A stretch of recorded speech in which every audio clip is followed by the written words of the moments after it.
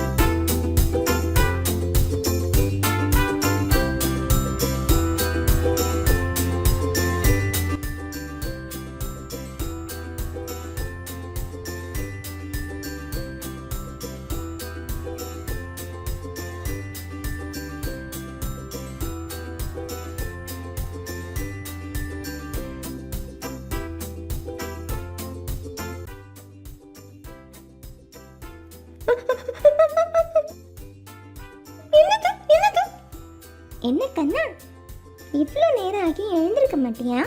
உன்னை எழுப்புறதுக்கு தான் நான் வந்திருக்கேன். என்ன ஒலியா பேசுறது? ஆமா, அவ்வளோ தூரத்துல ரேடியோ போட்டிருக்கு, நீ எப்படி என் காதுல வந்து கேக்குற? அதுவா, நாங்க அலையா வருவோம். அப்படியா? உன்னை பத்தி எனக்கு கொஞ்சம் விளக்கமா சொல்றியா?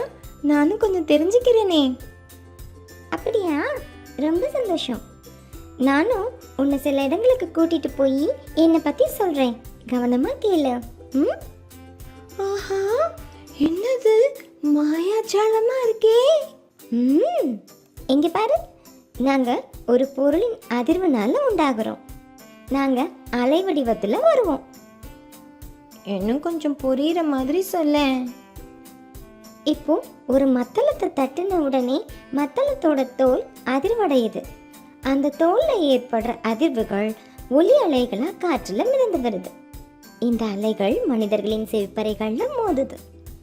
செவிப்பறை இந்த ஒலி அலைகளை மூளைக்கு கடத்துது. ஒலிகளை நீங்க உணர்றீங்க, என்னென்ன ஒலின்னு தெரிஞ்சுக்கிறீங்க. இந்த அதிர்வு ஒழுங்கானதா சீரா இருந்ததுன்னா அது இசையை உருவாக்கும். ஒழுங்கற்ற அல்லது சீரில்லாத ஒலி அதிர்வுகள் இரைச்சலை உருவாக்குகின்றன. அப்படியா? அப்படின்னா எது இசை, எது இரைச்சல்? இப்ப நீ பாட்டு கேட்டல, அது ஒரு சீரானதா இருக்கு, அதனால கேட்கறதுக்கு இனிமையா இருக்கு. அத இசைன்னு சொல்லுவாங்க. இதுவும் குறிப்பிட்ட அளவை தாண்டினா நம்மால கேட்க முடியாது. அப்போ இரைச்சல்? வா, இங்க ஒரு நிமிஷம் நின்று பாரு. பஸ், கார் ஓடுற சத்தம், வண்டி ஹார்ன், பேசுறவங்க சத்தம், மாடு கத்துறதுன்னு இது எல்லாம் ஒன்னோட ஒன்று வேறுபட்டு வெவ்வேறு அதிர்வுகள்ல ஒழுங்கில்லாம இருக்கு. இந்த மாதிரி ஒழுங்கற்ற ஓசையை இரைச்சல்னு மனிதர்கள் சொல்லுவாங்க. அப்பப்பா, இவ்வளோ சத்தமா இருக்கே, இதெல்லாம் எங்க காதுக்கு நல்லது தானா? குறிப்பிட்ட அளவில் கேட்டா நல்லது, அதுக்கும் மேல கேட்டா காதுக்கு பாதிப்பு உண்டாகும். அது மட்டும் இல்லாம மனிதர்களோட கேட்கும் திறனுக்கு கூட எல்லை உண்டு. எல்லைன்னா? மனிதனுடைய கேட்கும் திறனின் எல்லை நொடிக்கு 20 அதிர்வுகள்ல இருந்து 20,000 அதிர்வுகள் ஆகும். 20 அதிர்வுகளை விட குறைவா இருந்தா அதை குற்றொலின்னும், 20,000 அதிர்வுகளை விட அதிகமா இருந்தா அதை மிகையொலின்னும் சொல்லுவாங்க. இந்த அதிர்வினின் எண்ணிக்கையை ஹெர்ட்ஸ் அப்படின்னு சொல்லுவாங்க. 20 முதல் 20,000 ஹெர்ட்ஸ் வரைக்கும் மனிதர்களால கேட்க முடியும். அதுக்கு மேல அதிகமானாலும் குறைவானாலும் மனிதர்களால கேட்க முடியாது. ஓ, அப்படியா? அப்பப்பா, அதிசயமா இருக்கே.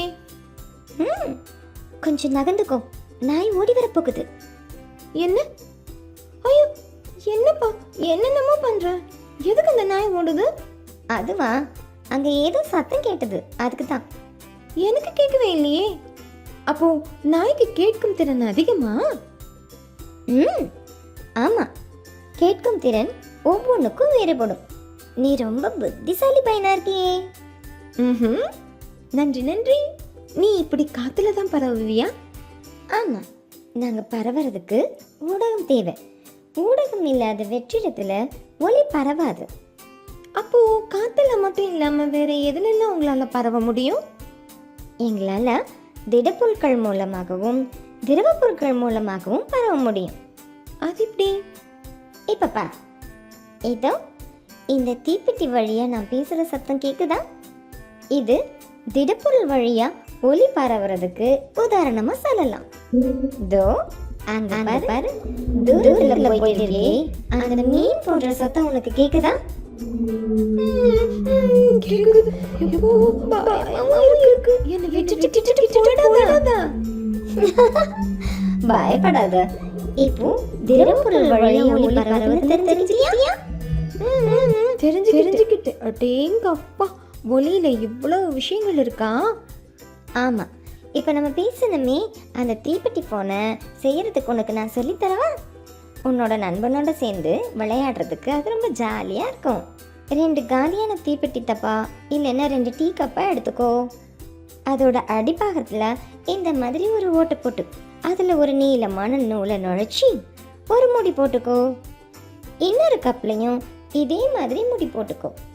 இப்போ ஒரு கப்பை நீ வச்சுக்கிட்டு இன்னொரு கப்பை உன் நண்பன்கிட்ட கொடுத்துட்டு தூரமாக நீ போய் நின்று 2 பேரும் இந்த கப் வழியாகவே பேசிக்கலாம். செல்ஃபோனுக்கெல்லாம் முன்னாடியே நம்ம ஆளுங்களும் இப்படி விளையாட்டை கண்டுபிடிச்சிட்டாங்களா?